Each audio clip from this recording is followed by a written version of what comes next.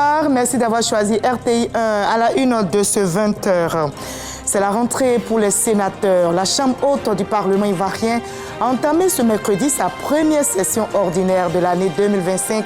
La présidente du Sénat a annoncé plusieurs activités, notamment l'évaluation des politiques publiques, la tenue du deuxième forum avec les collectivités territoriales et les déguerpillés des communes de Yopougon et d'Atekoubé ne sont pas oubliés. Ils percevront leur premier paiement. La ministre de la Cohésion nationale, de la Solidarité et de la lutte contre la pauvreté, Miss Belmondogo, vient de lancer l'initiative. 470 ménages sont désormais intégrés au programme des filets sociaux productifs. Le ministre de l'Environnement, Jacques Assaoui-Konan, était face aux journalistes aujourd'hui. Il a été interrogé sur la situation de pollution des cours d'eau et rivières constatée ces derniers temps. Les populations sont-elles menacées? Que fait le ministère? Quelles sont les précautions à prendre? Éléments de réponse dans ce 20h. La nuit a été longue à Goma, la capitale provinciale située dans l'est de la RDC, est la cible de combat entre les rebelles du M23 soutenus par les forces rwandaises et l'armée congolaise. Les populations saccagées des ambassades à Kinshasa, la RDC réclame des sanctions ciblées contre le Rwanda. Soyez la bienvenue, c'est RTI 1. Les sénateurs ont effectué leur entrée aujourd'hui. La Chambre haute du Parlement ivoirien a entamé sa première session ordinaire de l'année 2025. La présidente du Sénat a annoncé plusieurs activités, notamment le renforcement du contrôle de l'action gouvernementale, la tenue du deuxième forum avec les collectivités territoriales. Mama Traoré, Lamine Dramé, depuis Yamoussoukro. Fini les vacances. Le Sénat de Côte d'Ivoire reprend du service ce mercredi 29 janvier. L'institution ouvre sa première session ordinaire au titre de l'année 2025, soit 7 jours ouvrables, après celle de l'Assemblée nationale, comme l'indique l'article 83 de la Constitution. Quand Gilbert Koné-Kafana, haut représentant du président de la République, fait son entrée dans la salle, aux côtés de la présidente du Sénat, la séance peut enfin débuter. Sont aussi présents des présidents d'institutions, membres du gouvernement et des diplomates accrédités en Côte d'Ivoire. 88 sénateurs présents sur les 98 siégeants, verdict de l'appel nominal, comme il est d'usage. Articulation majeure et unique de cette session d'ouverture, le discours d'orientation de la patronne de l'institution. En 2024, les sénateurs auront travaillé durant 120 heures et fait voter 26 projets de loi. Kandia Camara annonce que 2025 sera également une année pleine. Au titre de sa mission de législation, le Sénat aura à examiner des projets de loi relatifs au pôle pénal économique et financier, à l'état civil, à l'organisation des juridictions, aux procédures applicables aux contentieux relatifs au bail à usage d'habitation et à l'exécution des décisions d'expulsion d'un immeuble, et enfin aux règles de procédure relatives aux différends en matière de mesures d'exécution forcée et de saisie conservatoire. Conformément à l'article 93 de la Constitution, la Chambre haute du Parlement devrait s'intéresser spécifiquement au cours de cette année à la question du transfert des compétences de l'État aux collectivités territoriales. Le Sénat organisera dans les prochains mois le deuxième forum avec les collectivités territoriales. Au chapitre de la vie de la nation, le Sénat note les nombreux progrès accomplis par la Côte d'Ivoire ces dernières années dans bien de domaines. Face à une telle performance, la Haute Chambre du Parlement de la République de Côte d'Ivoire voudrait en cet instant solennel, ici, rendre un hommage appuyé à son Excellence M. Alassane Ouattara, président de la République de Côte d'Ivoire, artisan infatigable du renouveau de notre cher et beau pays, la Côte d'Ivoire. En cette année électorale, Kandia Camara exhorte chaque Ivoirien à œuvrer à préserver la paix. J'en appelle donc au sens de la responsabilité des acteurs politiques, des jeunes, des femmes, de la société civile, des élèves et étudiants, afin de démontrer à la face du monde que la Côte d'Ivoire est une grande nation. J'invite également Mesdames et messieurs les sénateurs, à être les messagers de la paix dans leurs circonscriptions respectives, à l'effet de contribuer à la préservation de la concorde et de la quiétude des populations sur toute l'étendue du territoire national. Je reste convaincu que l'élection présidentielle d'octobre 2025 sera apaisée et confirmera l'article 49, alinéa 1 de la Constitution qui dispose que la République de Côte d'Ivoire est une et indivisible, laïque, démocratique et sociale. Tachkent en Ouzbékistan, Paris en France, Égypte, Canada, plusieurs missions prévues à l'agenda de la présidente du Sénat. Autant dire que la Chambre haute du Parlement entend consolider sa diplomatie parlementaire lors de cette session 2025. Et comment les sénateurs ont-ils réagi à cette mission que leur a confiée la présidente de l'institution? On suit ensemble leur réaction au micro de Fatou Fofana. Sans paix, il n'y a pas de développement. Donc la paix est nécessaire pour nous tous. Nous voyons les autres pays qui souffrent, des populations qui se déplacent et nous voulons toujours voir la Côte d'Ivoire en paix, la Côte d'Ivoire qui est au travail. Notre pays fait envie aujourd'hui et nous avons intérêt à le maintenir dans cet état. En tout cas, nous allons l'accompagner dans cette mission pour le rayonnement de la Côte d'Ivoire. Le message qui a été porté par la présidente du Sénat, ce message de paix, je pense que c'est le message de chacun d'entre nous tous. Faisons en sorte que les élections soient transparentes et qu'elles soient apaisées et que le résultat puisse être reconnu de tous. Le non-sénateur lui-même est évocateur d'apaisement, de sérénité, de rassemblement et de paix. Le sénateur incarne aussi la sagesse. À partir de ce moment-là, tous ces atouts leur permettront de répandre autour d'eux tout ce qui est apaisement. Nous nous engageons donc en tant qu'association rattachée à l'institution de pouvoir participer donc à la paix dans ce pays dans cette année électorale. Voilà, je vous livre quelques chiffres à l'occasion de cette première session ordinaire du Sénat tenue aujourd'hui. La Chambre haute du Parlement ivoirien notait le compte 24 femmes sur les 98 sénateurs en fonction. Et bien pour les femmes sénatrices, le compte est bon. La promotion du genre est en marche dans l'institution. C'est un signal fort avec les élections qui s'annoncent dans un climat de paix. Et elles veulent jouer leur partition, nous rapporte Delphine Gla. Yamsokro, Fondation Félix Houphouët-Boigny, première session ordinaire du Sénat. Coup de projecteur sur la présence des femmes au sein de l'institution. On peut constater qu'au niveau des organes du Sénat, sur 6 vice-présidents, on a 4 femmes. Ça fait un total d'environ 67%. Sur l'ensemble du bureau, qui compte à date 15 membres, nous avons 10 femmes. On a là encore un pourcentage d'environ 67%. Au niveau de la représentativité des femmes dans les organisations interparlementaires, les femmes siègent au Parlement panafricain. Nous avons la sénatrice Dao Gabala. Au Parlement de la CEDEAO, il y a la sénatrice Fanny Nsokura Chantal. À l'UPA, l'Union parlementaire africaine, il y a la sénatrice Dibi Ngoran Béatrice. Au niveau de l'UPC, nous avons les sénatrices Sarah Sako Fadiga et la sénatrice Touré Manenja. Sur les 98 sénateurs en fonction, l'institution compte 24 femmes. Le Sénat se féminise. Ça se féminise dans la sagesse. Quand il y a la femme dans quelque chose, ça ne peut que prospérer. Moi, je suis en charge de l'éducation, la culture et le tourisme. Nous apportons notre contribution à tout ce qui vient comme projet pour que les lois soient votées dans ce sens pour le bien-être de la population ivoirienne. Il y a des projets de loi qui sont neutres. Donc quand c'est neutre, on analyse de manière objective. Mais quand le projet de loi n'est pas neutre, on fait valoir la voix féminine. Notre contribution au niveau du Sénat, c'est de passer partout, de prôner la paix, la cohésion sociale. Nous prenons en fait nos responsabilités et nous sommes dans le développement de notre pays. J'espère que le Sénat se féminisera encore un peu plus. Il faudrait que nous atteignions au moins les 30%. Nous nous sommes donnés comme devoir d'informer nos populations, quel que soit le bord politique, afin que nous ayons cette année, en tout cas, des élections apaisées. La démocratie, ce n'est pas la guerre.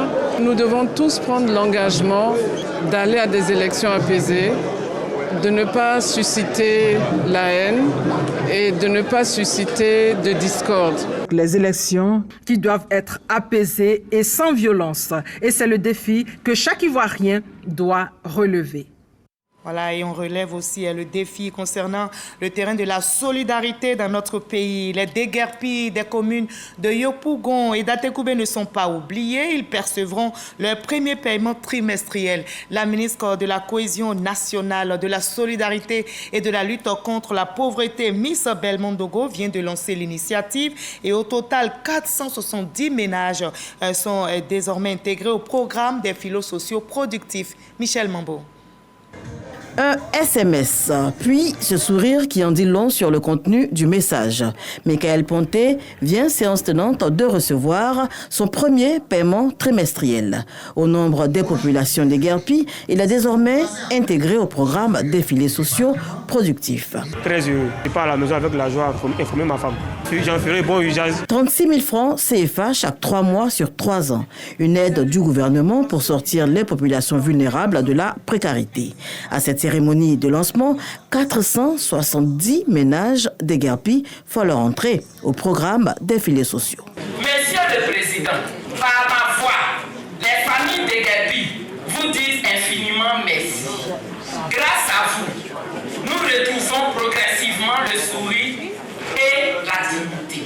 L'aide financière, oui, mais le suivi demeure le plus important pour la ministre de la Cohésion nationale, de la solidarité et de la lutte contre la pauvreté, Miss Belmondogo. On va vous faire un transfert monétaire, mais si on ne vous accompagne pas, à savoir comment gérer cet argent, on va beau vous donner des milliards, pendant 10 ans, vous ne ferez rien avec. Le plus important, je vous l'ai dit, c'est la formation, l'accompagnement que vous allez recevoir. Aujourd'hui, nous avons 470 ménages déguerpis inscrits aux programmes sociaux sur les 1500 et d'ici à fin mars, tout au plus début avril, les autres ménages vont s'inscrire pour permettre à nos parents de se relever. Nous sommes le prolongement donc, du président, son Excellence Alassane Ouattara. Lui, il a fait sa part. Madame la ministre est venue nous indiquer aussi la voie qui peut renforcer et améliorer la vie de nos frères et sœurs que vous êtes. La mairie fera sa part pour que vous puissiez être encore plus épanoui. Lancé en 2015, avec un démarrage de transfert monétaire en 2017, le programme des filets sociaux aura permis de toucher 457 000 ménages sur l'ensemble du territoire national. Il retrouve aussi le sourire. Le ministère de l'Intérieur et de la Sécurité équipe le corps préfectoral et la police nationale. Ces deux entités ont reçu au total aujourd'hui 109 véhicules. 75 sont destinés au corps préfectoral et 34 à la police nationale. Et bien pour le ministre Vagondo Diomandé, ce geste devrait renforcer davantage la proximité avec les administrés, surtout consolider la confiance entre le gouvernement et les populations par le renforcement de la sécurité. Nous sommes le 29 janvier aujourd'hui. Le Mali, le Burkina Faso, le Niger quittent officiellement la CEDEAO. Mais l'organisation régionale ne veut pas d'une rupture brutale avec ces trois pays de l'AES. Dans un communiqué publié ce mercredi, la CEDEAO annonce son ouverture au dialogue. Le communiqué est lu pour vous par Abou Sanogo. Le retrait du Burkina Faso, de la République du Mali et de la République du Niger de la CEDEAO prend effet à compter de ce jour, le 29 janvier 2025. Toutefois, dans l'esprit de la solidarité régionale et dans l'intérêt supérieur des populations et conformément à la décision de la conférence des chefs d'État et de gouvernement de maintenir les portes de la CEDEAO ouvertes au dialogue, les autorités compétentes à l'intérieur et à l'extérieur de l'ensemble des États membres de la CEDEAO sont priées et tenues de veiller au respect des mesures ci-après. Reconnaître jusqu'à nouvel ordre les passeports et cartes d'identité nationaux portant le logo de la CEDEAO détenus par les citoyens du Burkina Faso, de la République du Mali et de la République du Niger. Continuer à accorder aux biens et services provenant des trois pays concernés le traitement prévu par le schéma de libéralisation des échanges et la politique d'investissement de la CEDEAO. permettre aux citoyens des pays concernés de continuer à jouir jusqu'à nouvel ordre du droit de circulation, de résidence et d'établissement sans visa, conformément au protocole de la CEDEAO en la matière. Apporter aux fonctionnaires de la CEDEAO des 3 pays un soutien et une coopération sans faille dans le cadre de leur mission pour la communauté. Cette disposition reste en vigueur jusqu'à l'adoption de la conférence des chefs d'État et de gouvernement de la CEDEAO. Des modalités complètes de nos relations futures avec les 3 pays. La Commission a mis en place une structure pour faciliter les discussions sur ces modalités avec chacun des 3 pays. Ce message est nécessaire pour éviter toute confusion et toute perturbation dans la vie et les affaires de nos populations pendant cette période de transition. Voilà, et l'Afrique qui reste unie et bien sûr le continent tient son rendez-vous annuel de la finance. Le 6e forum Arabe-Afrique se déroule à Abidjan et le monde arabe et l'Afrique veulent coopérer davantage, renforcer les liens commerciaux et les investissements entre les 2 régions pour booster notamment l'agriculture, les technologies, nous témoigne Léon Brou. 28 milliards en 2022 et 50 milliards de dollars sur la période 2023-2030, les volumes respectifs des échanges commerciaux et des investissements entre le monde arabe et l'Afrique. 2 régions d'accord pour renforcer ces liens. Le monde arabe, intéressé par le déficit de financement africain, propose son robuste potentiel financier constitué de fonds et de banques. La première fois, le forum du Financial Africa Award est placé sous le thème du partenariat entre le monde arabe et l'Afrique. Un Africain sur 5 est citoyen d'un pays arabe et 3 citoyens arabes sur 5 sont africains.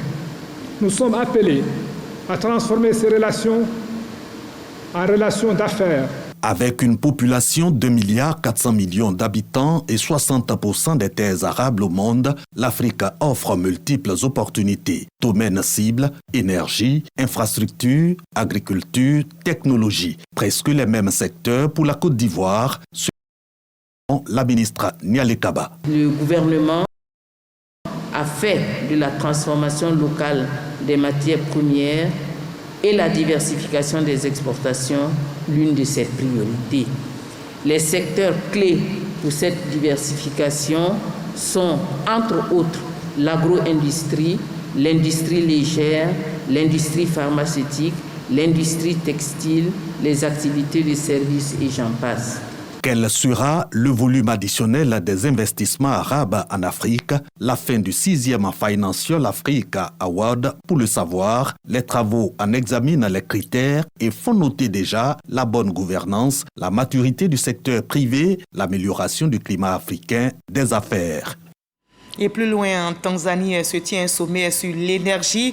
Le ministre Mamadou Sangafoua Coulibaly est dans la délégation du Premier ministre Robert Begré-Mambé. Et vous allez le voir, il a eu une série de rencontres avec des hommes d'affaires et partenaires financiers prêts à accompagner notre pays dans la réalisation de son pacte national sur l'énergie. Herman Guivet est notre envoyé spécial à Dar es Salaam en Tanzanie.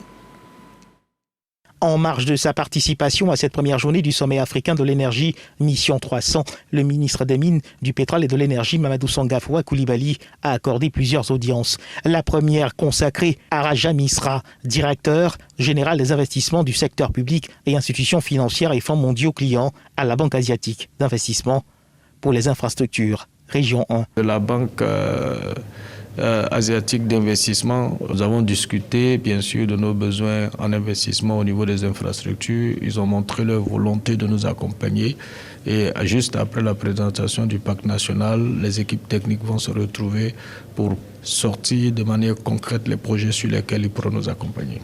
Seconde audience accordée à Alim Karmali, chef des infrastructures à IPS, la branche infrastructure et développement industriel du fonds Aga Khan pour le développement économique. IPS, c'était le groupe Aga Khan qui est bien connu un peu dans le monde, mais surtout en Côte d'Ivoire. Ils disent qu'ils vont avoir un projet pilote en Côte d'Ivoire. On va choisir quelques localités dans lesquelles ils vont mettre en place du hors-réseau à partir du solaire et nous allons voir comment ça marche, comme nous l'avons déjà expérimenté avec d'autres investisseurs et ils savent que nous sommes à la recherche de solutions pour les hameaux de moins de 500 âmes et qui sont très loin du réseau national. Dernière audience accordée à Xavier Roulant, directeur hors réseau à la direction internationale EDF, Électricité de France. Nous sommes très présents, EDF, en Côte d'Ivoire. Nous aidons le pays dans sa transition énergétique et nous avons discuté des nombreux projets que nous avons en cours et j'espère à venir en Côte d'Ivoire avec Monsieur le ministre. On a fait le point de notre coopération, notamment la centrale BioVA qui est très avancée et ils nous ont réaffirmé qu'elle sera livrée pour la première tranche bientôt et la dernière tranche avant la fin de l'année, ce qui était quand même quelque chose de très attendu. Aussi, ils nous ont dit qu'ils avaient pour intention de voir comment étendre une autre centrale de production à base de biomasse, mais cette fois-ci plus intégrée, donc venir avec un coût relativement beaucoup plus bas. Ils sont intéressés par faire aussi du mini-grid, du hors-réseau. Vous savez, aujourd'hui, pour pouvoir atteindre l'objectif de l'accès universel, tout ne peut pas être sur le réseau, notamment les localités les plus reculées. Ils ont de l'expérience et nous avons dit que nous sommes tout à fait ouverts. On peut commencer par un projet pilote. Des entreprises désireuses d'accompagner le développement énergétique de la Côte d'Ivoire par des solutions innovantes. Et ici, en Côte d'Ivoire, le ministre de l'Environnement, Jacques Assaoré-Konan, était face aux journalistes aujourd'hui. Il a été interrogé sur la situation de pollution des cours d'eau et rivières constatée ces derniers temps. Les populations sont-elles menacées? Que fait le ministère? Quelles sont les précautions à prendre? Question-réponse avec Grace Kando. La recrudescence de la pollution des rivières et cours d'eau enregistre de nombreuses conséquences, ce qui entraîne une mortalité massive des ressources halieutiques. Plusieurs cas en date, dont la baie de Biétry, la rivière Lélé à Aféry où il y a eu une pollution par des pesticides, et Amabois 2 sur l'axe Gagnoa-Serio et la pollution du fleuve Cavali. Face à ces différents cas, des missions avaient été menées sur le terrain par le ministère de l'Environnement, du Développement durable et de la Transition écologique. Si la pollution du fleuve Cavali est d'origine accidentelle, les autres cas de pollution sont d'origine criminelle, car ils proviennent de déversements volontaires de produits chimiques nocifs dans les rivières pour pêcher du poisson et les revendre ensuite aux populations ou des produits issus de l'orpaillage clandestin. Les produits généralement utilisés sont des produits destinés à combattre des organismes considérés comme nuisibles, tels que les plantes, les champignons, les bactéries et les insectes. Au regard de ces différentes situations, le ministre de l'Environnement, du Développement durable et de la Transition écologique invite population et forces de défense à une synergie d'action. Je demande à la population d'aider mes services et les autorités préfectorales en dénonçant auprès de la gendarmerie et de la police ces fossoyeurs de la nation. Le nouveau code de l'environnement a prévu des poursuites judiciaires assorties de sanctions pénales et pécuniaires contre les auteurs de ces actes. Ces sanctions vont d'un emprisonnement de 2 mois à 2 ans à une peine d'amende allant de 200 000 à 100 millions de francs CFA selon l'article 236 du Code de l'environnement.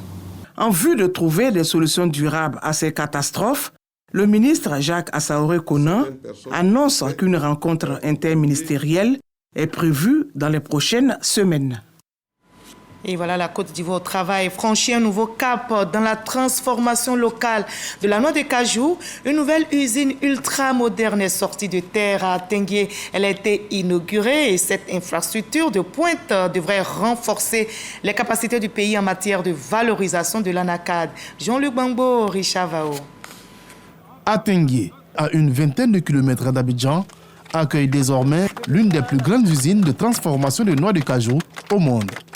Un complexe ultramoderne bâti sur 14 hectares par la société Valency International, avec une capacité de transformation de plus de 45 000 tonnes métriques par an. Notre objectif, ce n'est pas seulement que nous allons installer la usine, préparer l'argent et partir. Notre objectif, c'est qu'une partie de notre profit, partie dans la travailleur et partie dans la société. nous allons recruter 2000 plus travailleurs. Dans la 2000 plus travailleurs, 80% la femme seulement. Avec cette nouvelle infrastructure, la Côte d'Ivoire renforce sa position de leader dans la transformation locale de l'anacarde. Le pays, qui comptait à peine 77 000 tonnes de capacité en 2014, atteint aujourd'hui une capacité de plus de 574 000 tonnes, soit une progression de 642% en une décennie. Cette capacité additionnelle de 45 000 tonnes qui vient à point nommé devrait permettre à la filière de se rapprocher à son objectif d'au moins 50% de taux de transformation à l'horizon 2030, soit autour de 600 000 tonnes de noix pour transformer. L'État ivoirien continue de soutenir la filière avec la mise en place de conditions favorables aux investisseurs locaux et internationaux. Il y a quelques années, la Côte d'Ivoire avait seulement un taux de transformation de 6%. Aujourd'hui, grâce à la vision et à la politique du président Alassane Ouattara, nous sommes à plus de 36%. Cela, en tout cas, m'amène à lancer à nouveau un appel à l'ensemble des opérateurs économiques nationaux, régionaux et internationaux qu'il faut continuer d'investir en Côte d'Ivoire parce que toutes les conditions sont réunies pour que les investissements soient rentabilisés. La Côte d'Ivoire entend poursuivre sur cette dynamique pour faire de l'anacarde un moteur clé de son industrialisation. La culture enrichie. Apprendre pour demain, ça commence aujourd'hui. Ce thème est au menu du forum pour l'amélioration des apprentissages en Afrique qui se déroule à Dakar au Sénégal. La ministre Mariatou Koné appelle les parties prenantes à prendre des engagements concrets afin de relever rapidement le niveau des élèves en lecture, en écriture et en mathématiques. C'est Foraziki. La crise de l'apprentissage, une question préoccupante en Afrique francophone. En 2014 et 2019, le PASEC, Programme d'analyse des systèmes éducatifs de la Confémène, a révélé le faible niveau des élèves en écriture, lecture et mathématiques. C'est pour trouver une solution au problème que la Confémène, Conférence des États et gouvernements des pays francophones, présidée par la ministre ivoirienne de l'Éducation nationale, initie ce forum à Dakar. Permettez-moi de rappeler que ce forum est organisé à la suite du constat de crise de l'apprentissage confirmé par les résultats des deux évaluations PASEC 2014 et 2019, et particulièrement en 2019, on montrait encore qu'en moyenne 23,5% seulement des élèves atteignaient le niveau 4, qui est le seuil de compétences internationales. Au vu du centre d'intérêt de ce forum relatif à l'éclairage scientifique, la présente session constitue une réponse scientifique aux défis pédagogiques persistants auxquels nos pays font face. Apprendre pour demain, ça commence aujourd'hui. Pour la présidente de la Confémène, le thème de ce forum traduit bien l'urgence dans la résolution de la crise de l'apprentissage. Je vous encourage à proposer des solutions concrètes qui pourront ensuite être intégrées dans nos politiques éducatives. Nos enfants méritent le meilleur et il est de notre responsabilité de leur offrir un avenir lumineux. 21 pays et plusieurs partenaires au développement, dont la Banque mondiale et la Fondation Bill et Melinda Gates, prennent part à ce forum sur l'amélioration des apprentissages en Afrique qui va durer 3 jours. Voilà, et je vous convie à une autre rencontre qui se tient ici en Côte d'Ivoire. Le conseil régional et les populations de la Bagoué s'engagent à intensifier leurs efforts pour relancer le développement. Le ministre Bruno Nabagné-Koné, également président du conseil régional de la Bagoué, a appelé à l'unité et à la cohésion, nous rapporte Chaltatou. Qui veut aller loin ménage sa monture. L'équipe du conseil régional de la Bagoué, à la tête de laquelle le ministre de la Construction, du Logement et de l'Urbanisme vise une année 2025 marquée d'actions de développement plus accrues pour le rayonnement de la région. L'atteinte de cet objectif nécessite aussi l'union et l'attente de toutes les couches sociales, gage de paix, de cohésion et du vivre ensemble. C'est le sens de cette cérémonie d'échange de vœux. Bruno Nabagné-Koné a mis à profit cette cérémonie de retrouvailles pour dresser le bilan de l'année 2024. Un bilan jugé satisfaisant. Grâce à vous, grâce à votre soutien, à votre mobilisation, nous avons mené à bon port de nombreux projets dans les domaines de l'éducation, de la santé, de l'agriculture, des infrastructures, du social, etc. En 2025, nous nous engageons à poursuivre ces efforts dans plusieurs domaines. C'est pourquoi nous ne devons pas baisser la cadence, nous ne devons pas réduire le rythme. Nous devons continuer à travailler ensemble, plus vite, plus fort. Un déjeuner offert aux participants par le ministre a bouclé la rencontre. Et on continue de prier pour la paix en RD Congo. La nuit a été longue à Goma, la capitale provinciale située dans l'est de la RDC, est la cible de combats menés par les rebelles du M23 soutenus par les forces rwandaises contre l'armée congolaise. La RDC réclame des sanctions ciblées contre le M23. Un sommet de la communauté est-africaine était prévu à Nairobi aujourd'hui, mais le président Félix Tshisekedi a décliné sa participation, tout comme le président rwandais. Fin de ce 20h, merci de l'avoir suivi. Demain 13h, vous avez rendez-vous avec Marine Cognan. Moi, je vous retrouve demain à la même 20h. Continuons de chérir la paix.